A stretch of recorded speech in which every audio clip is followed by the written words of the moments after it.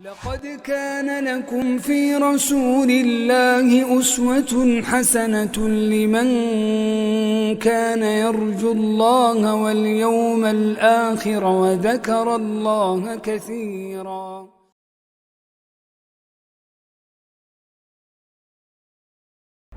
إن الحمد لله نحمده ونستعينه ونستغفره ونعوذ بالله من شرور أنفسنا ومن سيئات أعمالنا من يهد الله فلا مضل له ومن يضلل فلا هادي له وأشهد أن لا إله إلا الله وحده لا شريك له وأشهد أن محمدًا عبده ورسوله صلى الله عليه وسلم تسليما كثيرا. أما بعد، برادران اسلام اور امت مسلمہ کی پردہ نشین ماؤں بہنوں، ہم تمام کو اللہ عز و جل کا شکر ادا کرنا چاہیے کہ اللہ عز و جل نے ہمیں اس فتنوں بھرے دور میں بھی نہ صرف اسلام پر باقی رکھا ہے، بلکہ اللہ عز و جل نے ہمیں دین کے احکام بھی سکھلائے، نبی کریم صلی اللہ علیہ وسلم سے محبت کرنے کا جذبہ بھی ہمارے سینوں میں بھرا، جس کے نتیجے میں ہم اس طرح کے سیرت النبی کے دروس کا سلسلہ جاری رکھتے ہوئے اس میں حصہ لینے کی کوشش کرتے جا رہے ہیں۔ اللہ عز و جل ہماری ان تمام کاوشوں کو، ان تمام محنتوں کو قبول فرمائے، آمین یا رب۔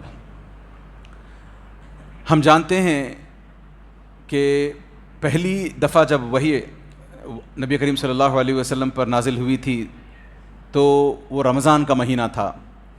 ہم نے اس سے پہلے بھی اس سلسلے میں بات کی ہے کہ جب نبی کریم صلی اللہ علیہ وسلم 40 سال کے ہو گئے تھے، تب سے لے کر کے نبی کریم صلی اللہ علیہ وسلم پر 6 ماہ تک، برابر 6 ماہ تک نبی کریم صلی اللہ علیہ وسلم پر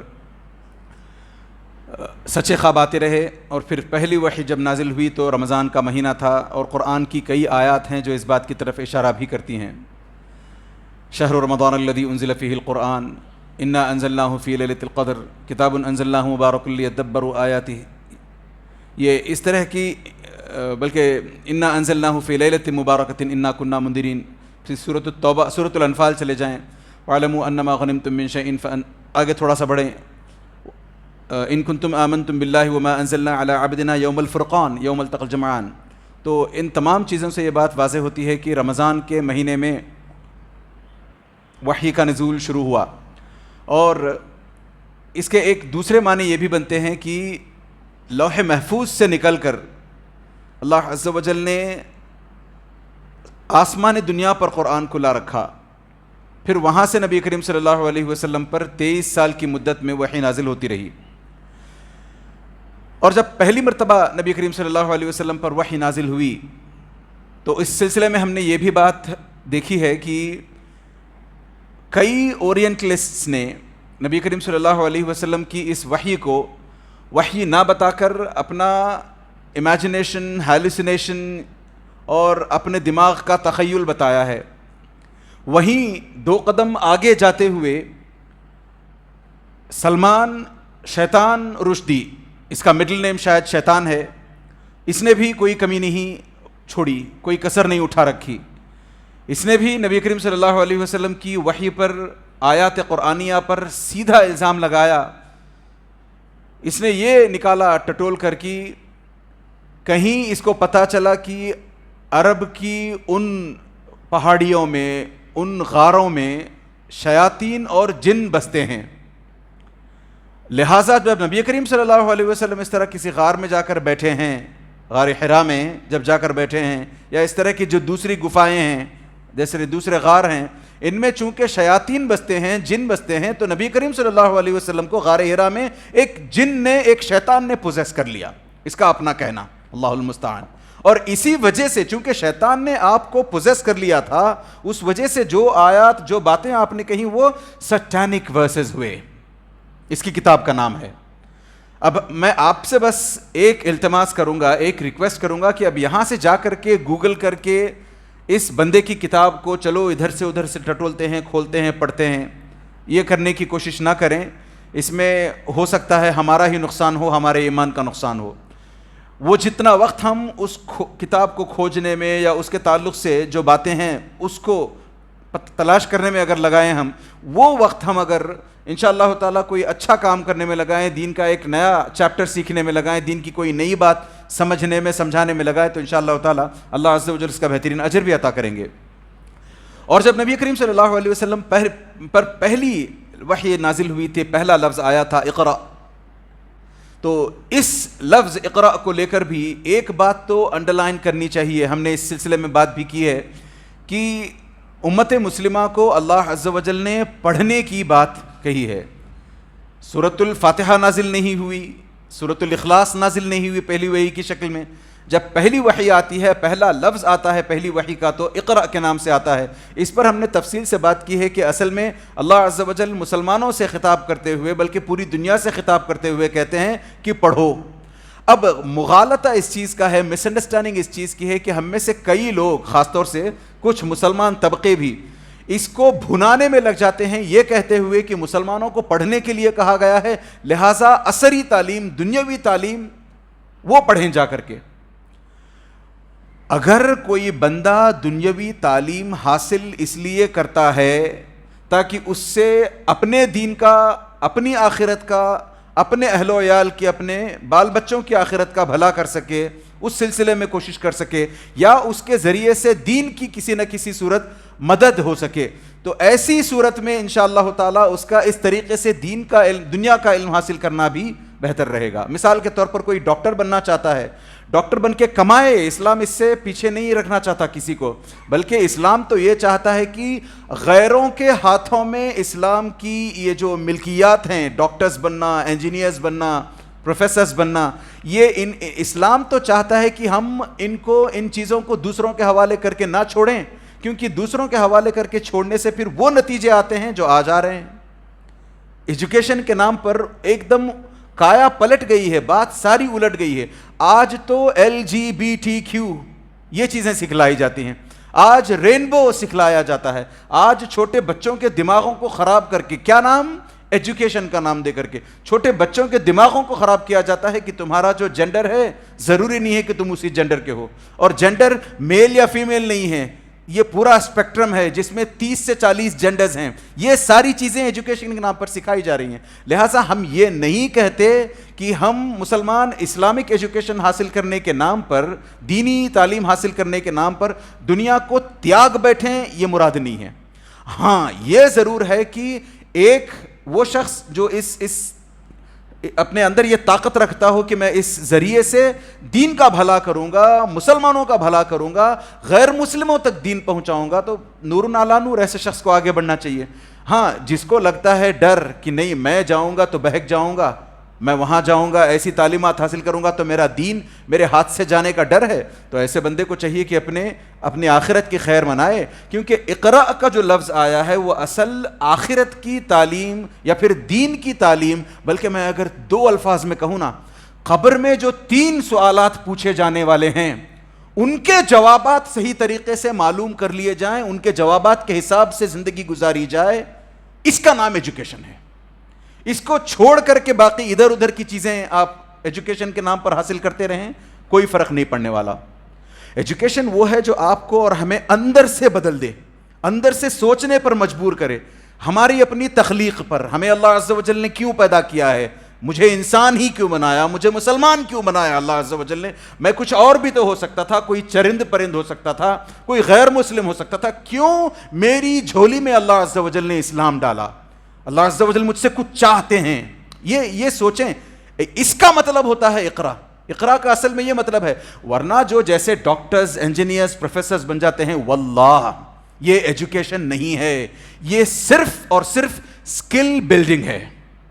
ایک آدمی کو کسی کام کے کرنے کا سکل سکھلایا جاتا ہے۔ ایک بندہ جب انجینئر بن جاتا ہے، سول انجینئر مان لیں آپ، تو اس کو کیسے بلڈنگیں تعمیر کی جائیں جو نہ گریں، جو وتھ سٹینڈ کریں، جو دیر تک ٹکی رہیں، اچھی بنائی جائیں، اس کی تعلیم ہوتی ہے، اس کو اس قسم کی اسکل دی جاتی ہے۔ وہیں ایک میکینیکل انجینئر، اس کو ایئر کرافٹ کیسے بنائے جاتے ہیں، کاریں کیسی بنائی جاتی ہیں، اور آپ کی بائکس کیسی بنائی جاتی ہیں, اس طریقے سے دوسرے ڈیوائسز کیسے بنائے جاتے ہیں, یہ سکھلایا جاتا ہے. آئی ٹی انجینئرس کا بھی یہی ہے. تو ڈاکٹرز کا بھی دیکھ لیں, ہم سوچتے ہوں گے کہ نہیں یہ تو ٹھیک ہے, ڈاکٹرز تو پھر بھی ایجوکیشن نہیں, ڈاکٹر کو بھی یہ ایجوکیشن یہ اسکل دکھلائی جاتی ہے کہ بھائی پلس دیکھ کر, نبض دیکھ کر کیسے پتا کیا جائے کہ اس کو بخار ہے کہ نہیں, اس کے اندر یہ بیماری ہے کہ نہیں. ایک سرجن کو بھی سکھلایا جاتا ہے کہ وہ پوری اسکل کے ساتھ جسم کے اس حصے کو آپریشن کرتے ہوئے ایسے کاٹے کہ اس کا آپریشن ڈھنگ سے مکمل ہو, یہ نہ ہو کہ پھر خون بہ جائے, آدمی وہیں کولیپس کر جائے. یہ سب اسکل بلڈنگ ہیں. آپ اتنی اس دنیاوی ایجوکیشن کے فیلڈ میں آپ جہاں تک آپ کی نظر جائے دیکھیں, یہ سارے کا سارا اسکل بلڈنگ کا معاملہ ہے. ایجوکیشن دراصل کہتے ہیں, جیسے میں نے کہا, آپ کو اندر سے کوئی چیز چینج کرے. یہ قرآن آپ کو اندر سے چینج کرتا ہے, سیرت النبی کے دروس ہمیں اندر سے چینج کرتے ہیں, اسلامی تعلیمات ہمیں اندر سے چینج کرتی ہیں. یہ اگر ہم نہیں کر پاتے تو ہماری اس طرح کی جو آج کل جس کو ہم نے ایجوکیشن کا نام دے رکھا ہے وہ کوئی ایجوکیشن نہیں ہے. اللہ عز و جل ہمیں اس سے محفوظ رکھے. اور نبی کریم صلی اللہ علیہ وسلم پر جب پہلی وحی آئی تھی تو جیسے سلمان شیطان رشدی نے کہا, ویسے ہی دوسروں نے بھی الزام لگائے کہ نہیں ہیلوسینیشن ہے, امیجنری, اپنا ان کا اتنا اسٹرانگ امیجنیشن ہے.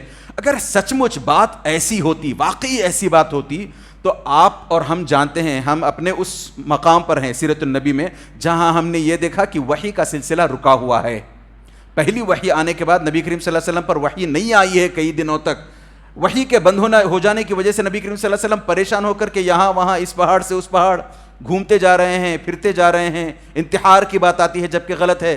تو یہاں بتلانے کا مقصد یہ ہے کہ اگر سچ مچ نبی کریم صلی اللہ علیہ وسلم نے وحی نہیں آئی ہوتی ان پر, ایسے ہی اپنی طرف سے کچھ کہا ہوتا, تو جب یہ وحی کا سلسلہ رک گیا تھا تب بھی تو نبی کریم صلی اللہ علیہ وسلم گوف اپ کر سکتے تھے. 15 دن ہو گئے ہیں وحی نہیں آئی ہے, 2 مہینے ہو گئے کچھ نہیں آئی ہے وحی, کیا بولوں گا میں گھر جا کر کے, میں نے تو کہا تھا کہ اقرأ بسم ربک الذی خلق خلق الانسان من علق, یہ سب میں نے سنایا تھا گھر جا کر کے. بیوی کیا بولے گی مجھے, میرے چھوٹے چھوٹے بچے کیا بولیں گے مجھے, کچھ نہیں کہا.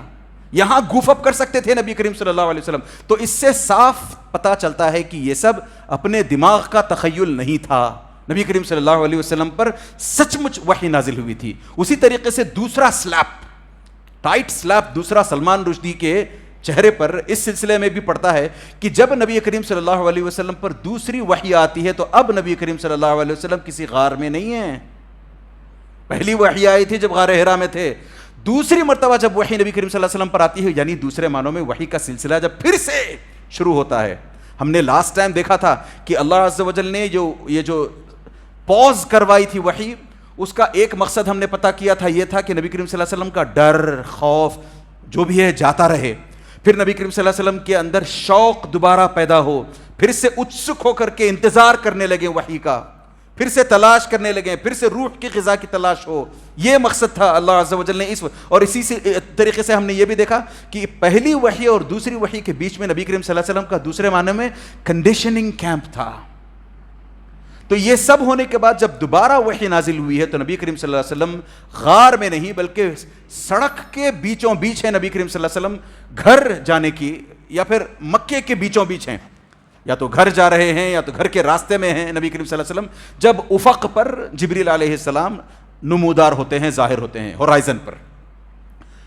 نبی کریم صلی اللہ علیہ وسلم کو جبریل علیہ السلام آواز لگاتے ہیں, تو نبی کریم صلی اللہ علیہ وسلم جیسے کوئی بھی آپ کو آواز لگائے تو آپ دیکھتے ہو کہ کہاں سے آواز آ رہی ہے. تو نبی کریم صلی اللہ علیہ وسلم نے ادھر ادھر مڑ کر کے دیکھا, رائٹ سائڈ کی طرف, لیفٹ سائڈ کی طرف, پیچھے کی طرف, کہاں سے کون بلا رہا ہے, کوئی نہیں بلا رہا. پھر سے آواز لگائی, پھر ادھر ادھر, ارے آواز تو آ رہی ہے کان میں مگر کون بلا رہا ہے, دکھائی بھی نہیں دیتا. جب تیسری مرتبہ نبی کریم صلی اللہ علیہ وسلم کو آواز لگائی گئی, بلایا گیا, تب نبی کریم صلی اللہ علیہ وسلم نے اچانک اوپر کی طرف دیکھا. ظاہر سے بات ہے ہم اور آپ کرتے ہیں, یہاں دیکھا وہاں دیکھا, پھر او اچھا دیکھا تو پورے ہورائزن پر نبی کریم صلی اللہ علیہ وسلم نے دیکھا کہ جبریل علیہ السلام چھائے ہوئے ہیں 600 پر لے کر کے. تو وہاں نبی کریم صلی اللہ علیہ وسلم کو پھر سے دہشت ہو گئی. ایک روایت کے الفاظ تو آتے ہیں کہ نبی کریم صلی اللہ علیہ وسلم غش کھا کر گر پڑے, دوسری روایت میں آتے ہیں الفاظ کہ نبی کریم صلی اللہ علیہ وسلم اپنا قابو اپنے آپ پر نہ رکھ سکے, بس گر پڑے نبی کریم صلی اللہ علیہ وسلم. گرنے کے بعد جیسے ہی اٹھے ہیں, یا اگر غش کھا کر گرے ہیں تو جیسے ہی ہوش سنبھالا ہے, اٹھ کر پھر گھر کی طرف دوڑے ہیں نبی کریم صلی اللہ علیہ وسلم. پھر سے نبی کریم صلی اللہ علیہ وسلم نے زملونی مجھے دوبارہ چادر اڑھاؤ, مجھے دوبارہ لپیٹو, یہ پھر سے الفاظ کہیں. پھر تب جا کر وہ آیات نازل ہوئی ہیں, یا ایھا المدثر, اے اوڑھ لپیٹ کر سونے والے, یا اے اوڑھنے والے لپیٹنے والے, قم فانذر, کھڑے ہو جاؤ اور اپنے لوگوں کو, اپنی برادری کے لوگوں کو, مکے والوں کو, بلکہ آگے چل کر کے ساری دنیا والوں کو ان کے اس غلط کام کے انجام سے ڈراؤ. یہ اللہ کے علاوہ کسی اور کی عبادت میں جو لگے ہیں ان کو ان کی اس قسم کی حرکتوں کی عاقبت سے ڈراؤ, ان کو اس کا جو برا انجام ہونے والا ہے اس سے ڈراؤ. وَرَبَّكَ فَكَبِّرْ, اور اپنے رب کی جو ایک اکیلا واحد صمد احد ہے اس کی بڑائی بیان کرو, اس کی بزرگی بیان کرو. سو یا ایھا المدثر قم فانذر وربک فکبر وثیابک فطہر, اپنے کپڑوں کو گندگیوں سے صاف رکھو اور اپنے اعمال کو شرک سے صاف رکھو, شرک سے پاک رکھو. والرجز فہجر, اور یہ جو بتوں کی پوجا کرتے ہیں, جو غلط کام کرتے ہیں, ان سب کو آپ تیاگ دو, چھوڑ دو. نبی کریم صلی اللہ علیہ وسلم کو حکم ہوا ولا تمنن تستکثر, اور یہ جو آپ دعوتی کام میں لگو, لوگ آپ کے کل کے دن جوق در جوق مسلمان ہو کر کے آپ کے خیمے میں آنے لگیں, اسلام کے اندر داخل ہونے لگیں, ان کا ریوارڈ یہاں طلب کرنے کی کوشش مت کرو. ایک دوسرا معنی یہ نکلتا ہے کہ ان کے اس طرح اسلام میں داخل ہونے پر, یعنی آپ نے جا کر کے 4 آدمیوں کے سامنے اسلام کی بات رکھی, 4 کے 4 میں سے 3, 4 میں سے 2, جتنے بھی اسلام لے آتے ہیں, خوشیاں مت مناؤ, سیلیبریشن مت کرو, ابھی ٹائم سیلیبریشن کا نہیں آیا. ولا تمنن تستکثر ولربک فاصبر, بلکہ اس راستے میں جب آپ چل پڑو گے, دعوتی کام میں آپ لگو گے, تو آپ کے راستے میں کئی بار ایسا ہو سکتا ہے کہ تکلیفیں آپ کو دی جائیں. ان تکلیفوں پر آپ صرف اللہ عز و جل کی خاطر صبر کرو. یہ سب سننا تھا نبی کریم صلی اللہ علیہ وسلم. اب اٹھ کھڑے ہوتے ہیں دعوتی کام کرنے کے لیے. نبی کریم صلی اللہ علیہ وسلم جب نکلتے ہیں دعوتی کام کرنے کے لیے تو ہمیں پتہ ہے کہ سب سے پہلے گھر پر بات ہوئی ہے, چونکہ گھر پر آئے تھے. اب دوسری مرتبہ بھی جب وحی نازل ہوئی ہے تو گھر پر ہیں نبی کریم صلی اللہ علیہ وسلم, تو اپنی زوجہ ام المؤمنین خدیجہ رضی اللہ عنہا کے سامنے جو بات رکھی ہے, خدیجہ رضی اللہ عنہا نے ایمان لایا ہے. سب سے پہلے ایمان لانے والے اگر کوئی ہیں اس دنیا میں نبی کریم صلی اللہ علیہ وسلم پر, تو وہ آپ کی اپنی اہلیہ, آپ کی اپنی زوجہ محترمہ, ہماری ام المؤمنین خدیجہ رضی اللہ عنہا. ان کو بہت سارے اس طرح کے شرف حاصل ہیں. نہ صرف انہوں نے پہلا ایمان لایا, بلکہ سب سے پہلے نماز پڑھنے والوں میں یہ ہیں. سب سے پہلا وضو انہوں نے کیا ہے. سیرت کی بعض کتابوں میں آتا ہے کہ نبی کریم صلی اللہ علیہ وسلم ایک مرتبہ اونچائی پر تھے کہیں, جبریل آتے ہیں, آ کر کے وضو کرتے ہیں نبی کریم صلی اللہ علیہ وسلم کے سامنے. تو جبریل کو دیکھتے ہیں نبی کریم صلی اللہ علیہ وسلم کہ کیسے وضو ہو رہا ہے, وضو کیسے کیا جا رہا ہے. ان کی امیٹیشن میں, ان کو کاپی کرتے ہوئے پھر نبی کریم صلی اللہ علیہ وسلم وضو کرتے ہیں. پھر جبریل نماز پڑھاتے ہیں, نبی کریم صلی اللہ علیہ وسلم نماز پڑھتے ہیں ان کے ساتھ. پھر گھر آ کر کے جبریل علیہ السلام نے جیسے وضو کرنا سکھلایا تھا ویسے خدیجہ کو وضو کرنا سکھلاتے ہیں. جیسے جبریل نے نماز سکھلائی تھی ویسے آ کر کے خدیجہ کو نماز سکھلاتے ہیں. جو کلمات نبی کریم صلی اللہ علیہ وسلم پر نازل ہوئے تھے, اقرأ بسم ربک الذی خلق, خلق الانسان من علق, اقرأ وربک الاکرم الذی علم بالقلم, علم الانسان ما لم یعلم. پھر اس کے علاوہ یا ایھا المدثر قم, یہ سب لا کر کے سکھلایا ہے. تو سب سے پہلے قرآن پڑھنے والوں میں خدیجہ رضی اللہ عنہا کا نام آتا ہے. تو اس طریقے سے خدیجہ رضی اللہ عنہا کے سامنے ساری باتیں لا کر کے رکھی. دیکھیں, ایک بات ہے, جب نبی کریم صلی اللہ علیہ وسلم نے دعوتی کام شروع کیا, جب نبی کریم صلی اللہ علیہ وسلم سے کہا گیا کہ اٹھو, اب تحنث کرنے کا موقع نہیں رہا. اب نبی کریم صلی اللہ علیہ وسلم تحنث کیا کرتے تھے, اس پر بھی ہم نے بات کی ہے. اب تحنث کرنے کا موقع نہیں رہا. اب آپ سیدھے انذار اور تبشیر میں لگ جاؤ, لوگوں کو ڈرانے میں, اور جو لوگ اسلام لے آتے ہیں, ایمان پر آتے ہیں, ان کو خوشخبریاں دینے میں لگ جاؤ. یہ کام اللہ اگر چاہتے, قرآن خود کہتا ہے وَلَوْ شَاءَ رَبُّكَ لَآمَنَ مَنْ فِي الْأَرْضِ كُلُّهُمْ جَمِيعًا. اگر اللہ عز و جل چاہتے تو چٹکیوں میں آنن فانن ساری کی ساری دنیا کو مسلمان کر دیتے. مگر اللہ عز و جل کی سنت ایسی نہیں ہے. اللہ عز و جل کام کو تدریجاً, گریجولی کام کروانا پسند کرتے ہیں. کیا اللہ عز و جل کے لیے یہ ممکن نہیں تھا کہ 1 سیکنڈ کے اندر ساری کائنات کو پیدا کر دیں؟ نہیں, بلکہ اللہ عز و جل نے 6 دنوں کے اندر ساری کائنات, اور وہ بھی 6 دن ہمارے حساب کے نہیں, 6 دنوں کے اندر اللہ عز و جل نے ساری کائنات بنائی ہے. یعنی پورا یونیورس کا جو سسٹم ہے، یونیورسل سسٹم، اس کو بنانے میں اللہ عز و جل نے 6 دن لگائے. کیوں؟ تدریج. اس سے ہمیں سبق ملتا ہے. یہ نبی کریم صلی اللہ علیہ وسلم کی یہ جو دعوت کا مرحلہ ہے، 23 سالہ دعوت کی بجائے منٹوں میں کام ہو سکتا تھا. جتنا نبی کریم صلی اللہ علیہ وسلم کو لوگ چاہتے تھے، بڑی آسانی سے کام. اللہ عز و جل کے 2 انگلیوں کے بیچ میں انسانوں کے دل ہیں، تو بڑی آسانی سے ہر کسی کا دل پھیر دیتے اللہ عز و جل، سب کے سب مسلمان ہو جاتے. نہیں، اس کو 23 سال کا وقت کیوں لگوایا اسی چیز میں؟ یا پھر یہ جو دعوتی مراحل ہیں، الگ الگ مراحل سے گزر کر ہونا کیوں کر ہوا یہ سب؟ یہ اس لیے ہوا کہ کل کے دن مجھ جیسے لوگ، آپ جیسے لوگ انگلی اٹھا کر یہ نہ کہیں پھر کہ نہیں وہ تو اللہ عز و جل نے کروایا تھا جی کام، کن فیکون تھا اللہ عز و جل کا، بس اس نے حکم دیا سب ہو گئے. ہم کہاں کر سکتے ہیں یہ سب کام؟ ہم پھر ایکسکیوزز لینے لگیں گے. ایز اٹ از ہم ایکسکیوز لیتے ہیں. کوئی بھی کام کرنا ہوتا ہے وہ کر رہے ہیں نہ کر کے چھوڑ دیتے ہیں ہم. جیسے میں نے کہا پچھلی دفعہ بھی، پاسنگ دا بک کا گیم کھیلتے ہیں ہم. خود تو دین کا کام کچھ ہوتا نہیں ہم سے، جو کر رہے ہیں ان پر بھی انگشت نمائی کرتے ہیں. یہ ہیں ہم. تو ایسے میں ہم سے کہاں پھر بن پڑتا کہ ہم محنت کرتے؟ ہم تو کہتے کہ اللہ عز و جل چاہے تو کر لے. پھر یہی کچھ یہود نے کیا تھا، یہی کچھ یہود کی کارستانیاں ہیں. تو نبی کریم صلی اللہ علیہ وسلم کی یہ جو 23 سالہ زندگی ہے، اس سے ہمیں سبق ملتا ہے. 23 سالہ نبوت والی زندگی، اس سے ہمیں سبق ملتا ہے کہ کون سے مرحلے میں انسان کو کون سا کام کرنا چاہیے. اب نبی کریم صلی اللہ علیہ وسلم کے پاس جب دوسری مرتبہ وحی آئی ہے، میں نے اس سے پہلے بھی اشارتاً کہا تھا کہ انکوگنیٹو دعوت شروع ہوئی ہے. ان پرائیویٹ، اکیلے اکیلے ایک کے پاس جا کر کے، وہ بھی ہر کسی کے پاس اکیلے میں جا کر کے نہیں، سلیکٹڈ انڈیویجولز کے پاس جا کر کے دعوت شروع ہوئی ہے. یہ جو دعوت شروع ہوئی ہے، یہ بھی پھر ہمیں بتاتی ہے کہ آج لگ بھگ سارے ہندوستان میں دعوتی کام ٹھپ ہے. اکا دکا کوئی کام کرتا بھی ہے، انگلیاں اٹھاتے ہیں ہم.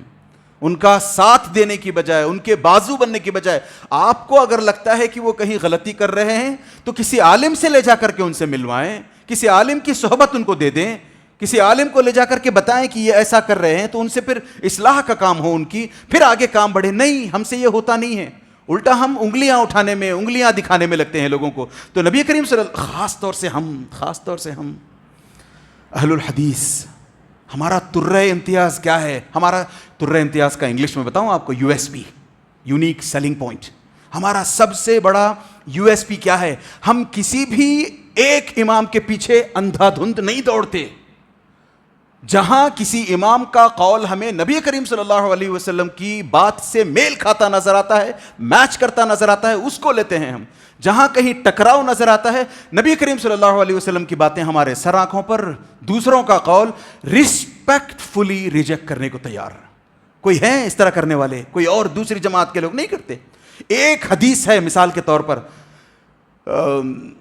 لا تزال طائفۃ من امتی ظاہرین علی الحق. یہ حدیث، اس حدیث کو آپ خود بتائیں کہ سوائے اہل حدیثوں کے سٹیج کے کہیں اور آپ نے یہ حدیث نہیں سنی ہوگی کہ ایک گروپ ہمیشہ ایسا رہے گا جو حق پر ڈٹا رہے گا. اس کو ملامت کرنے والے، اس پر انگلیاں اٹھانے والے اس کا کچھ نہیں بگاڑ سکتے. وہ قیامت کی صبح تک، جب تک اللہ عز و جل کا فیصلہ نہیں آ جاتا، تب تک دین پر ڈٹا رہے گا. ہم اہل الحدیث، ہمارے پاس حق ہے. یہ ہوتے ہوئے بھی اگر ہم دعوتی کام میں حصہ نہیں لیتے، دعوتی کام آگے بڑھ کر نہیں کرتے، تو ہمیں مجبوراً کل کے دن سری دعوت والا معاملہ اپنانا پڑ سکتا ہے. سری دعوت، انکوگنیٹو دعوت. ارے انکوگنیٹو دعوت میں بھی نبی کریم صلی اللہ علیہ وسلم کی جو دور بینی تھی، جو حکمت تھی، جو وزڈم تھی، جو فار سائٹڈنس جو تھی نبی کریم صلی اللہ علیہ وسلم کی، وہ دیکھیں. ہر کسی کے سامنے گیا، اسلام پیش کیا نہیں کیا ایسا نبی کریم صلی اللہ علیہ وسلم نے. پہلے سامنے والے کا ایک تو ٹٹولتے، قابل بھروسہ ہے کیا یہ بندہ، اس پر اعتماد، ٹرسٹ کیا جا سکتا ہے کیا، کہیں یہ بات آگے چل کر لیک تو نہیں کر دے گا کسی کے سامنے، یہ خود کہیں ریفیوز تو نہیں کرے گا ہماری دعوت کو. یہ الگ الگ پہلوؤں سے ایسرٹین کر لینے کے بعد نبی کریم صلی اللہ علیہ وسلم کسی بندے کے پاس جاتے، اور وہ سب ایسرٹین کرنے کے بعد بھی اس بندے کا اس وقت موڈ دیکھتے جب بات ہو رہی ہے. السلام علیکم، وعلیکم السلام، بات چیت شروع ہوئی ہے، کہاں تھے، کیا کر رہے ہو، کہاں گئے تھے، کیسا چل رہا ہے، بچے کیسے ہیں، بزنس کیا ہے، پوچھنے کے بعد موڈ بھی پتہ کرتے، پلس بھی دیکھتے اس کی کہ کیا یہ اب مینٹلی صحیح اسٹیٹ آف مائنڈ میں ہے دعوت قبول کرنے کے، بات کو سننے کے. ہمارا منہ اٹھایا ہم نے, جب ہم نے چاہا کہ دعوت کا کام کریں سیدھے نکل کے چلے جاتے ہیں. اب وہ نہیں مانتا تو ہم اس پر لان تان ایل فیل کرتے ہیں. یہ ہم یہاں سے ہمیں سیکھنے کے لیے اسباق ملتے ہیں. اور اتنا ہی نہیں, اس بندے کو, جب ایک بندے کو اس طریقے سے دعوتی کام سونپا, دعوتی اس کے سامنے دعوت رکھی, وہ مسلمان ہو جاتا ہے تو بولتے ہیں کوائٹ, خاموش ہو جاؤ. ہوا تھا نا عمر ابن عبسہ کے تعلق سے, ہم نے بہت پہلے بات کی تھی اسی مسجد میں, یہی دروس کے سلسلوں میں. ایک مرتبہ آیا تھا وہ عمر ابن عبسہ کا قصہ, کہ جب عمر ابن عبسہ نبی کریم صلی اللہ علیہ وسلم کے پاس پہنچتے ہیں, پتہ کرنے کی کوشش کرتے ہیں کہ آپ کون ہو, آپ کو نبی کس نے بنایا ہے, آپ کیا سکھلاتے ہو. یہ سب جاننے کے بعد یہ کیا کہتے ہیں, میں بھی آپ کو فالو کرنا چاہتا ہوں, میں بھی آپ کا ساتھ دینا چاہتا ہوں, بازو بننا چاہتا ہوں. نبی کریم صلی اللہ علیہ وسلم کہتے ہیں نہیں, آپ اپنی فیملی کے پاس واپس چلے جاؤ, صحیح وقت نہیں ہے. پھر جب میرا معاملہ پریولنٹ ہونے لگے, سب لوگوں میں چرچا, تب آ جانا تم. ربع الاسلام کے تعلق سے ہم نے بات کی تھی. تو اس طریقے سے نہ جانے کتنے ایسے لوگ ہیں جن کے سامنے نبی کریم صلی اللہ علیہ وسلم نے چاہنے کے باوجود یا چاہتے ہوئے بھی دعوتی کام نہیں رکھا, دعوت نہیں سونپی ان کو, نہ ہی دعوت دی ان کو. اور جب یہ اسلام لا لیتے تو نبی کریم صلی اللہ علیہ وسلم ان کو پھر کسی ایک پہلے سے اسلام لائے ہوئے شخص کے حوالے کر دیتے. سمجھ رہے ہیں بات آپ؟ ہم جانتے ہیں, میں انشاءاللہ اس پر بھی بات کروں گا. سب سے پہلے ہم نے کہا خدیجہ رضی اللہ عنہ ایمان لاتی ہیں, ابو بکر ایمان لاتے ہیں, گھر پر علی رضی اللہ عنہ ہیں وہ ایمان لاتے ہیں, زید بن حارثہ آزاد کردہ غلام وہ ایمان لاتے ہیں. پھر اس کے تھوڑا سا آگے نکل کر کے چلے جائیں, عثمان ہیں, عبد الرحمن بن عوف ہیں, زبیر بن عوام, طلحہ بن عبید اللہ, آپ گنتے جائیں. یہ اتنے جو نام نکلتے ہیں, ان لوگوں کو نبی کریم صلی اللہ علیہ وسلم نے ایک ذمہ داری دی تھی کہ اگلا مسلمان بن کر کے کوئی آتا ہے تو میں اس کو تمہارے پاس بھیجتا ہوں. تم اس کی اپنی ایک تو دیکھ ریکھ کرنا, اس کی ٹریننگ کرنا, تم اس کو دین سکھلانا, تم یہ ساری باتیں. آج بتائیں, جو بھی کوئی بندہ دین کا کچھ کام کرتا ہے یا کوئی بندہ سامنے سے چل کر کے اسلام لاتا ہے تو ہم کیسے پلہ جھاڑتے ہیں, اس کو آس پاس آنے نہیں دیتے, قریب آنے نہیں دیتے, اس کو گلے سے نہیں لگاتے. وہاں اپنی بیٹیوں کی, اپنی بہنوں کی تک شادیاں ایسے لوگوں سے کر دیا کرتے تھے. ہم ڈر لگتا ہے ہمیں. اس ڈر کا ذمہ دار کون ہے؟ یہ ہمیشہ قدم پیچھے پیچھے پیچھے پیچھے کس نے کھینچے ہیں؟ ہم نے کھینچے ہیں. تو اب بھی ہم دعوتی کام نہیں کریں گے تو پھر ہمیں وہی سری دعوتی کام کے سلسلے میں سوچنا پڑے گا. مجبور ہو جائیں گے ہم کہ ہم بھی چھپے چھپے چوری چوری جا کر کے سری دعوت دیا کریں. سری ایک سیکنڈ کے لیے انسان کے دماغ میں سوال آتا ہے, بھائی دین اگر حق ہے ہمارا, سچا دین ہے ہمارا, تو چھپ چھپ کر کیوں, علانیہ کیوں نہیں, سب کے سامنے کیوں نہیں؟ عربی میں ایک کہاوت آتی ہے, اس کا میں نچوڑا آپ کے سامنے, اس کا مطلب آپ کے سامنے رکھتا ہوں. بہادری کا مطلب یہ نہیں ہے کہ ہمیشہ ہی اوینج کیا جائے, ہمیشہ ہی آگے بڑھا جائے. ایک بار کو ڈک کر جانے کو بھی بہادری کہتے ہیں. بیٹھ جائیں, آپ سامنے سے تیر آ رہا ہے, میں اس کو جیل لوں, نہیں, آپ ڈک کرو, اس تیر کو آپ کے آگے, آپ کے سر سے اوپر سے نکل کر باؤنس ہو کر جانے دو, پھر موقع کی طاق میں رہ کر آپ پلٹ کر. یہ سب نشانیاں ہیں, یہ فراستیں ہیں, یہ سب ہماری. تو سری دعوت کا موقع بھی اگر آتا ہے, اللہ عز و جل اس سے بچائے رکھے, بلکہ ہمیں اس سے پہلے ہی ہمارے اندر یہ صلاحیتیں اللہ عز و جل عطا فرمائے کہ ہم کھل کر لوگوں میں جا کر کے تبلیغ کا کام کر سکیں, لوگوں کو دین کی طرف بلا سکیں. تو ایک سوال پھر کئی بار آتا ہے کہ اچھا دعوتی کام کرنے کے لیے مجھے کہیں سے سرٹیفائیڈ عالم ہونا ضروری ہے کیا؟ کسی مدرسے سے فراغت ہو میری, کسی کے پاس سے اجازہ ہو مجھے. ابو بکر کے پاس کون سا اجازہ تھا؟ علی رضی اللہ عنہ کے پاس کون سا اجازہ تھا؟ اس طریقے سے دوسرے جتنے بھی صحابہ نے آگے بڑھ کر کے دین کا کام کیا ہے, کون سا اجازہ تھا ان کے پاس؟ ایک چھوٹا سا کانسیپٹ تھا جو ان کے لیے کلیئر ہو گیا تھا کہ بھئی سوائے اللہ عز و جل کے کسی کی عبادت نہیں کی جانی چاہیے. ارے ہم جب بزنس کرتے ہیں پارٹنر نہیں چاہتے. سولو, میرا بزنس میں کروں گا. پارٹنرشپ میں اگر کوئی بزنس سٹارٹ بھی ہوتا ہے, دھیرے دھیرے دونوں میں سے ایک ڈیسائیڈ کرتا ہے آج ہم 50-50 پہ ہیں, کل 40-60, 30-70, 20-80, 10-90, 0, میں اکیلا. ہر جگہ ہم منوپلی چاہتے ہیں، اور جہاں اللہ عز و جل کے ساتھ لوگوں کو اللہ عز و جل کی طرف بلانے کی بات آتی ہے وہاں شرک. کیسی تف ہے ہماری عقلوں پر، کیسا سوچتے ہیں ہم. اپنے لیے منوپلی، اپنے لیے میں اکیلا، نہیں میرے علاوہ کوئی نہیں، اس ایریا کا مالک میں ہوں، چیف منسٹر میں ہوں، پرائم منسٹر، جو بھی کہہ لیں آپ، میں ہوں اکیلا، میرے ساتھ کوئی نہیں آ سکتا، شریک نہیں ہو سکتا. مگر جب اللہ عز و جل کی بات آتی ہے بڑی آسانی سے شریک کرنے کو تیار بھی ہو جاتے ہیں. اور شریک اگر ہم نہیں کرتے، اللہ عز و جل نے ہم پر فضل کیا ہے، تو لوگوں کو شریک ہوتا دیکھ کر، اللہ عز و جل کی عبادت میں لوگوں کو شریک ہوتا دیکھ کر، شریک کرتا دیکھ کر ہمارے کان جو نہیں رینگتی. تو ہمیں ان چیزوں سے سبق لینا چاہیے. لوگوں کے پاس یہ جو سری دعوت بھی ہوتی ہے نا، انکوگنیٹو دعوت بھی ہوتی ہے، اس کے پیچھے بھی بہت گہرا، بہت بڑا مقصد تھا. ایک ایک ایک ایک صحیح بندے تک پہنچ کر کے آپ کچھ الفاظ ہوتے ہیں میں جان بوجھ کر استعمال نہیں کرنا چاہتا. تو یہاں پر دیکھیں آپ آؤٹ پٹ دیکھیں، ایک کے پاس گئے رزلٹ آ گیا، نمبر 2 رزلٹ آ گیا، تیسرے کے پاس گئے رزلٹ آ گیا. 100% رزلٹ. جس کے پاس دعوتی کام لے کر کے پہنچتے ہیں، جس کے پاس اسلام کا کام، اسلام کی دعوت لے کر پہنچتے ہیں، سب اسلام میں داخل ہوئے جا رہے ہیں 100%. تو بتانے کا مقصد یہ ہے کہ اس طرح کی جو سری دعوت ہوتی ہے اس کے پیچھے بھی بڑے گہرے مقاصد ہوتے ہیں. نبی کریم صلی اللہ علیہ وسلم نے جو سری دعوت کی، انکوگنیٹو دعوت کی، کیا آج ہمارے پاس وہ سادھن نہیں ہے کہ ہم بھی انکوگنیٹو دعوت کا کام سوچ سکیں؟ Food for thought. سوچیں ایک سیکنڈ کے لیے، کیا ہمارے پاس وہ مواقع نہیں ہیں؟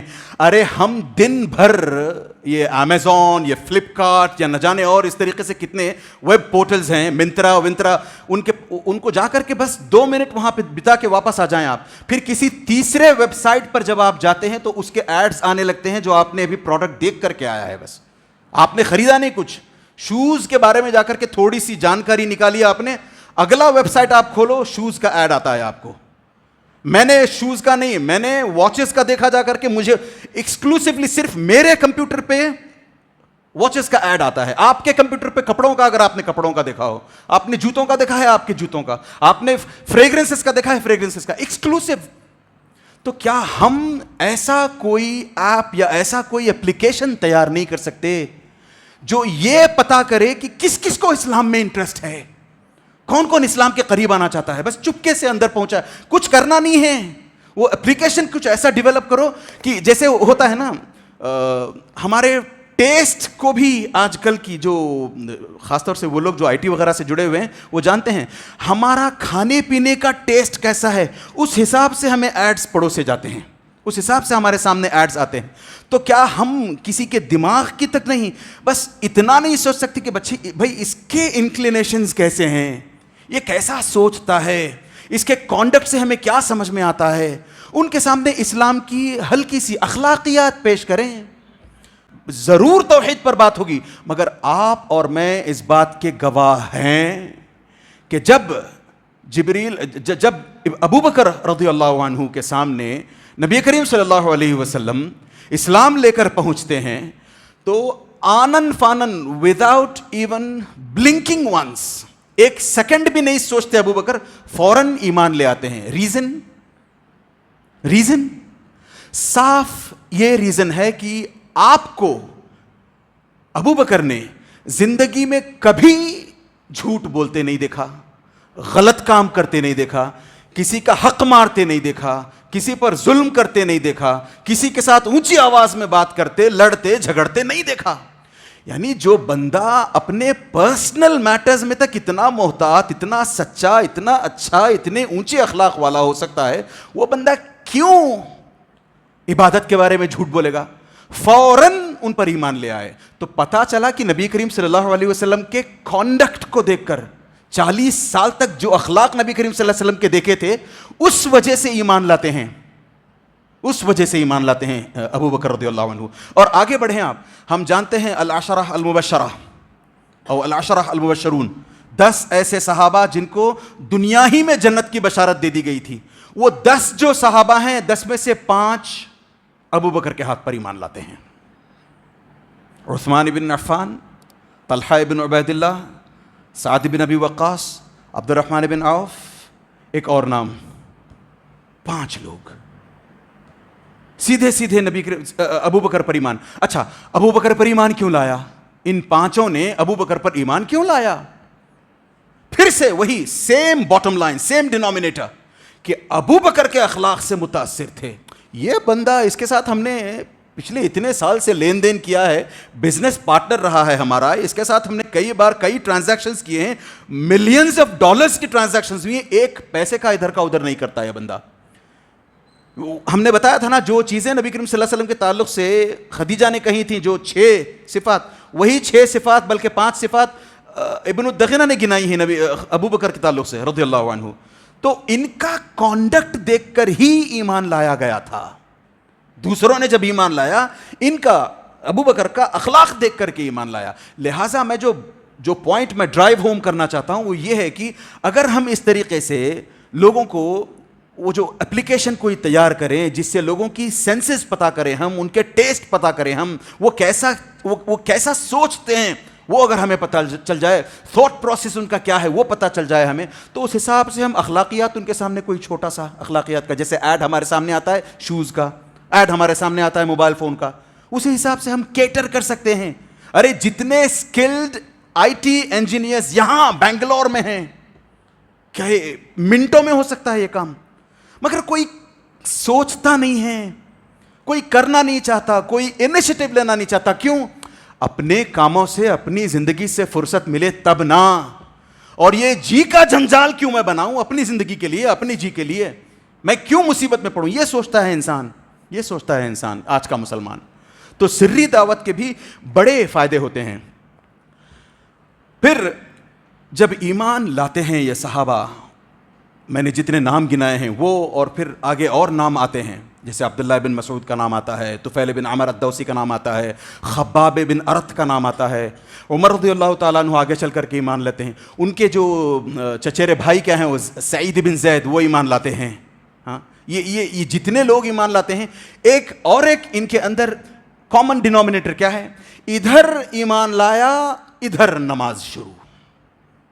مثال کے طور پر 11:30-12 بجے کے آس پاس آپ کو کوئی آ کر کے ایمان کی دعوت دیتا ہے کہ بھئی آپ جو کر رہے ہو غلط کر رہے ہو, اللہ عز و جل ایک ہے, اکیلا ہے, صرف اس کی عبادت ہونی چاہیے. یہ جو آس پاس آپ جتنے بھی مکے میں بت دیکھتے ہو ان سب میں سے کسی کی عبادت نہیں ہونی چاہیے. کانسیپٹ سمجھ میں آ گیا ان کو.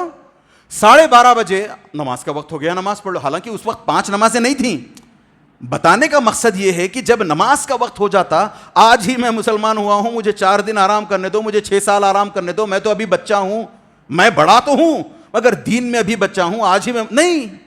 ارے وہ غیر مسلمین جو مسلمان ہو کر کے آتے ہیں ان کا چھوڑیں, ہم مسلمان, پیدائشی مسلمان, 5 وقت کی نمازوں کی پابندی ہم سے نہیں ہوتی, دن میں 1 مرتبہ ہم سے قرآن نہیں پڑھا جاتا. جبکہ یہ کیا کرتے, جیسے ہی قرآن کی کوئی آیت نازل ہوتی فوراً یاد کر لینے کی کوشش کرتے, جیسے ہی کوئی حکم آتا فوراً اس پر عمل کرنے کی کوشش کرتے, فوراً چھوڑ دیتے. نہیں, میرے پاس تھوڑا سا مال اور پڑا ہے, میں اس کو پہلے نکال لوں, پھر اس کے بعد میں آپ کی حدیث پہ عمل کرتا ہوں, اس حکم پہ عمل کرتا ہوں. نہیں, 1 سیکنڈ کے لیے سوچتے نہیں تھے. اور اس وقت بائی دی وے صبح اور شام کی نمازیں تھیں. اور کئی سیرتوں کی کتابوں میں آتا ہے کہ تہجد اس وقت فرض ہوا کرتی تھی. اور یہ لوگ, ان کے پاس اتنا بھی کیا کہتے ہیں وہ, اتنی بھی طاقت نہیں تھی ان کے پاس, کیونکہ انکوگنیٹو کام چل رہا تھا, کہ اتنی طاقت بھی نہیں تھی کہ ایک جگہ اکٹھے ہو کر کے چلیں, مکے کے صحن میں کسی کونے میں جا کر کے جماعت کے ساتھ نماز پڑھ لیں. نہیں, چوری چھپے کسی وادی میں چلے گئے, وہاں نماز پڑھ لی, کسی غار میں چلے گئے, وہاں نماز پڑھ لی, گھر کے اندر کونے میں چھپ کر کے نماز پڑھ لی. چوری نمازیں آج کھلم کھلا ہر مسجد ہر نماز کے وقت پر کھلی رہتی ہے. مسجد کے سامنے سے گزرتے ہیں, توفیق نہیں ہوتی مسجد کو آنے کی. اذان کی آواز آتی ہے مگر پھر بھی اپنے گانے, اپنے شانے, اپنی فلمیں, اپنے کاروبار دھڑلے کے ساتھ چلتے رہتے ہیں. تو توفیق کیسے آئے گی جب تک ہم خود اندر سے بدلنا نہیں چاہیں گے؟ وہ اقرا کا مطلب ہی یہی ہے کہ اندر سے ہم اپنے آپ کو بدلنے کی کوشش کریں. اور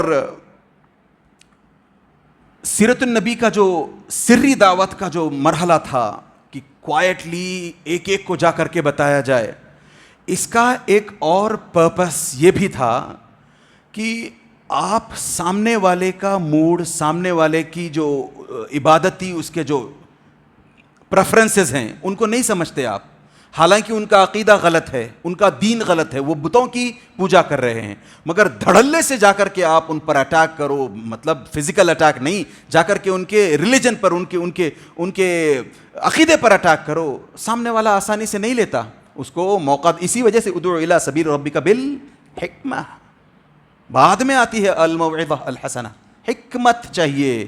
تو موقع دیکھ کر کے، اچھا موقع ہے تب جا کر کے لوگوں کے سامنے، حالانکہ ان کا عقیدہ غلط ہے، اس کے باوجود بھی ہمیں چاہیے کہ ہم سوچ سمجھ کر موقع کی تلاش، اچھا موقع دیکھ کر کے لوگوں کے سامنے اسلام رکھیں.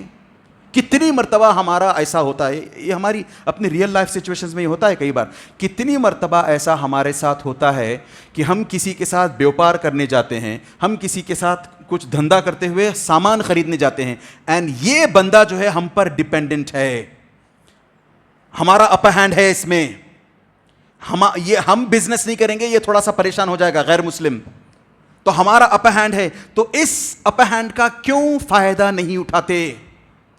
سمجھ میں آتا ہے جب ایکول گراؤنڈز پر کھڑے ہوں، سمجھ میں آتا ہے جب ہم نیچے ہوں، مگر جب ہم اوپر ہوتے ہیں، تھوڑا سا بھائی کسی دکان پہ گئے آپ خریدنے کے لیے، آپ نے کوئی بڑا آرڈر دینا تھا 50,000 کا، 5,000 کا ہی صحیح، 2,000 کا ہی صحیح آرڈر دینا تھا آپ کو. اب یہ جو بندہ ہے دکاندار، آپ کے 2,000 کے پیچھے لگے گا، وہ آپ کو اچھا کسٹمر سمجھے گا، جانے نہیں دے گا. تو ایسے موقع پر کیا ہم اتنا بھی نہیں بول سکتے کہ بھائی جس دین کو تم سچ مچ دین مان کر چلتے ہو، کیا کبھی ٹٹولا بھی ہے اس کو؟ کیا کبھی اس کا ایسڈ ٹیسٹ کروایا ہے، لٹمس ٹیسٹ کروایا ہے اس کا؟ ایسے ہی مسلمان، ایسے ہی غیر مسلم ہو تمہارے ماں باپ نے جو تمہارے ساتھ، تم ایسے ہی گھر خریدتے ہو کیا؟ سوچنے کی بات ہے نا. ایک بندہ جب موبائل فون بھی خریدتا ہے تو 1000 ٹٹول کر کے، یہاں سے دیکھتا ہے قیمت، وہاں سے دیکھتا ہے قیمت، ویب سائٹ سے خریدنا ہے تو 4 ویب سائٹس، 40 ویب سائٹس ایک ساتھ کھول کے رکھتا ہے.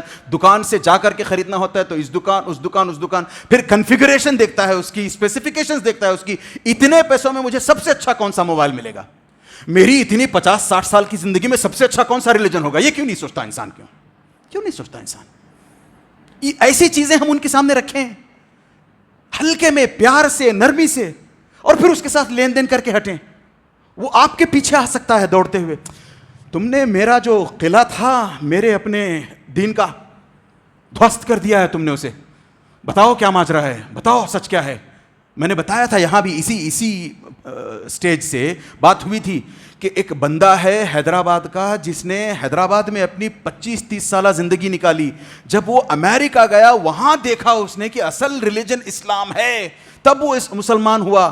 مسلمان ہونے کے بعد کسی کو انٹرویو دیتا ہے اور اس وقت کہتا ہے کہ میں 25-30 سال مسلمانوں کے بیچ رہا، ایک مسلمان میں توفیق نہیں ہوئی، ایک مسلمان کو ہمت نہیں تھی، ایک مسلمان کو یہ توفیق نہیں ملی کہ آ کر کے مجھ سے دین کی بات کرے. تو ہمارا کچھ تو فرض بنتا ہے. سیرت النبی بس مزے لینے کے لیے فیری ٹیل کی طرح، چلو اچھا ایسا ہوا تھا کیا، ایک صاحب آتے ہیں بڑا اچھا اس کی نقاشی کرتے ہیں، بڑے اچھے طریقے سے اس کا پریزنٹیشن ہوتا ہے، بڑے اچھے طریقے سے اس کو نریٹ کرتے ہیں. نہیں، ہم خود بیٹھ کر کے بھی دیکھ سکتے ہیں، ہم خود بیٹھ کر کے بھی سن سکتے ہیں، پڑھ سکتے ہیں سیرت النبی. وہ جو انفرنسز ہیں وہ ڈرا کرنے ضروری ہیں. اگر وہ ڈرا نہیں کرتے ہم تو ہمارا پوائنٹ کیا رہا پھر ہماری اپنی زندگیوں کا. اسی حساب سے بس انشاءاللہ تعالیٰ 2 باتیں، حالانکہ اور بہت کچھ مجھے آپ کے سامنے رکھنا تھا، مگر جب پہلے نبی کریم صلی اللہ علیہ وسلم نے دعوت کا کام شروع کیا ہے تو مکے والوں نے نبی کریم صلی اللہ علیہ وسلم کو سیریسلی نہیں لیا. نبی کریم صلی اللہ علیہ وسلم سے پہلے بھی 2-1 ایسے لوگ گزرے ہیں جنہوں نے اس طریقے کا کام کیا ہے، خاص طور سے ابو قبشہ نام کا ایک شخص. اس نے بھی اپنے دور میں، نبی کریم صلی اللہ علیہ وسلم سے پہلے کا دور، اپنے دور میں اس نے بھی عرب کے لوگوں سے کہا ہے کہ بھیا یہ جو تم غلط معبودوں کو لے کر کے بیٹھے ہو، معبودوں کی عبادت کرتے ہو، یہ سب غلط ہے، ایک اللہ کی عبادت کرو. اس کو کیسے آپ شریک ٹھہراتے ہو، اس کو کسی کے ساتھ، کیسے وہ کسی کے ساتھ شریک ہو سکتا ہے، اس نے ساری کائنات بنائی ہے. اس طریقے سے اس نے باتیں کی. مگر یہ ضرور ہے کہ اس کی وہ جو دعوت تھی، وہ جو کام کیا تھا اس نے، it didn't last long. وہ زیادہ دیر چل نہیں سکا اس کا. ہم عام طور پر بولتے ہیں نا اس کی دکان زیادہ دیر چلی نہیں، ایسا ہوا اس کے ساتھ. تو ان لوگوں نے سوچا، ایک اور بندہ تھا ابو عامر الراہب، راہب نے اس کا نام بعد میں ابو عامر الفاسق اس کے نام سے مشہور ہو گیا. یہ ابو عامر الفاسق، یہ بھی نبی کریم صلی اللہ علیہ وسلم کا دیکھا دیکھی غاروں میں جا کر کے بیٹھنے لگا، گفاؤں میں جا کر کے بیٹھنے لگا کہ جبریل میرے پاس بھی آئیں گے، وحی میرے سامنے بھی آئے گی کر کے. تو ایسے لوگوں کی پول کھل، جب یہ ایسے لوگ دعوتی کام کے اپنے حساب سے کرنے لگے تھے، تو اس کے بعد جب نبی کریم صلی اللہ علیہ وسلم آئے ہیں، نبی کریم صلی اللہ علیہ وسلم نے دعوتی کام شروع کیا ہے، تو لوگوں کو لگا نہیں اس کی بھی دکان زیادہ دن چلنے والی نہیں ہے، جیسے ابو قبشہ تھا ویسے یہ بھی جائے گا. اسی وجہ سے ہرقل کے سامنے جب ابو سفیان جاتے ہیں، جب اس وقت وہ مسلمان نہیں ہوئے ہوتے، جب وہ جاتے ہیں ابو سفیان ہرقل کے سامنے، ہرقل طرح طرح کے سوالات پوچھتے ہیں، تو پھر بعد میں واپس آ کر کے یہ کہتے ہیں یار یہ ابو قبشہ کے بیٹے کا معاملہ تو بہت ہی بڑھنے لگا ہے، بڑا پاپولر ہونے لگا ہے یہ بندہ. یہ کس کے بارے میں بات کر رہے ہیں؟ نبی کریم صلی اللہ علیہ وسلم کے تعلق سے. یعنی نبی کریم صلی اللہ علیہ وسلم کو ابو قبشہ جیسا مانا تھا ابو سفیان نے. ارے یہ ابو قبشہ جیسا دکان کھول کے آیا تھا دعوت کی، توحید کی، اس کی جیسے نہیں چلی. ہم نے سوچا کہ محمد کی دکان بھی نہیں چلے گی، مگر اس کا معاملہ تو لقد امر عمرو بن ابی قبشہ، ارے اس کا معاملہ تو بڑا سر چڑھ، جیسے بولتے ہیں نا ہم ہندی میں جادو ہے، سر چڑھ کے بولتا ہے. تو ویسے نبی کریم صلی اللہ علیہ وسلم کا معاملہ، ابن ابی قبشہ کا معاملہ یار سر چڑھ کے بولنے لگا ہے. اتنا سر چڑھ کے بولنے لگا ہے کہ یہ جو نجاشی ہے، ہرقل ہے، یہ بھی نبی کریم صلی اللہ علیہ وسلم سے ڈرتا ہے، اتنا بڑا بادشاہ ہو کر کے. تو یہ سب ہوتا تھا. اس کی وجہ سے نبی کریم صلی اللہ علیہ وسلم کی جو ابتدائی دعوتی ایام تھے ان پر زیادہ دھیان نہیں دیا، اور اس کی وجہ سے نبی کریم صلی اللہ علیہ وسلم نے سیریس انروڈز کیے ہیں. کوئی دھیان نہیں دے رہا تھا، تو سیریس انروڈز کرتے ہوئے لگ بھگ ہر قبیلے، ہر ٹرائب میں ایک مسلمان، ایک مسلمان، ایک مسلمان، ایک مسلمان، ہر ٹرائب سے. اور یہ جو مسلمان ہوئے ہیں فرسٹ 3 ایئرز کے اندر لگ بھگ 38 یا 40، 38 to 40 مسلمان ہوئے ہیں لوگ. یہ جو پاورفل ہوئے ہیں اس کے بعد دیکھیں نا، عثمان بن عفان کا نام میں نے گنا، کون تھے؟ 3rd caliph. علی بن ابی طالب رضی اللہ عنہ، میں نے ان کا نام لیا، کون تھے؟ 10 سال کے تھے جب ان کے سامنے اسلام لایا گیا تھا. نبی کریم صلی اللہ علیہ وسلم نے گود لیا تھا نا، یاد ہے ہم نے بات کی تھی کہ عباس رضی اللہ عنہ کو لے کر کے ابو طالب کے پاس پہنچتے ہیں. جیسے ہی نبی کریم صلی اللہ علیہ وسلم کچھ کمانا دھمانا شروع کرتے ہیں، پیسے آ جاتے ہیں، تو کہتے ہیں ابو طالب کے کاندھوں پر بہت بوجھ ہے، ان کے بہت بچے ہیں، 1-2 کو چلو ہم لے آتے ہیں. تو نبی کریم صلی اللہ علیہ وسلم علی کو گود لے کر کے آ جاتے ہیں. تو نبی کریم صلی اللہ علیہ وسلم کی گود میں، ان کے گھر میں پل کر بڑے ہوتے ہیں علی رضی اللہ عنہ. کیا بنتے ہیں علی رضی اللہ تعالیٰ عنہ بڑے ہو کر کے؟ 4th کیلف، 4تھے خلیفہ. تو ایک سبق اس سے یہ ملتا ہے، جیسے ہم انگریزی میں کہتے ہیں میک ہے while the sun is shining. جب دعوت کا کام کرنے کا موقع آئے 2 ہاتھوں سے اس کو لپک لینا چاہیے. جب کوئی نیکی کرنے کا موقع آئے سوچا جائے گا، کل دیکھیں گے، بعد میں بتاتا ہوں، نہیں، آگے بڑھ کر کے فمنہم کیا ہے وہ، فمنہم ظالم لنفسہ ومنہم مقتصد ومنہم سابق بالخیرات. 3 قسم کے لوگ ہوتے ہیں. ہمیں وہ 3rd قسم کا ان لوگوں میں ہمیں اپنے آپ کو لانا ہے. سابق بالخیرات، نیکی کا کوئی بھی کام دیکھا لپک کر پاؤنس کر کے اس کو لے لیا. آگے انشاءاللہ تعالی ہم یہ ڈسکس کریں گے کہ ابو بکر جب ایمان لاتے ہیں تو ان کے ساتھ کیا ہوتا ہے، زید بن حارثہ ایمان لاتے ہیں، علی رضی اللہ عنہ ایمان لاتے ہیں. ان کے تعلق سے ہم تفصیل سے بات کریں گے باذن اللہ. بس یہ سبق لیتے چلیں کہ اللہ عز و جل ہمیں اتنی توفیق عطا فرمائے کہ ہم حق اور باطل کے بیچ میں ڈسٹنکشن کر سکیں، صحیح اور غلط کی پہچان خاص طور سے توحید کو لے کر سکیں. اور پھر ہمیں اللہ عز و جل یہ طاقت عطا فرمائے، طاقت سے فزیکل سٹرینگتھ مراد نہیں ہے، ایمانی طاقت عطا فرمائے کہ غیروں کے سامنے جا کر پیار سے صحیح اسلوب میں صحیح موقع دیکھ کر کے دین کی بات رکھ سکیں ان کے سامنے. اللہ ہمیں یہ توفیق اور یہ طاقت عطا فرمائے. آمین. وصلی اللہ علی نبینا محمد وعلی آلہ وصحبہ اجمعین. السلام علیکم ورحمۃ اللہ وبرکاتہ.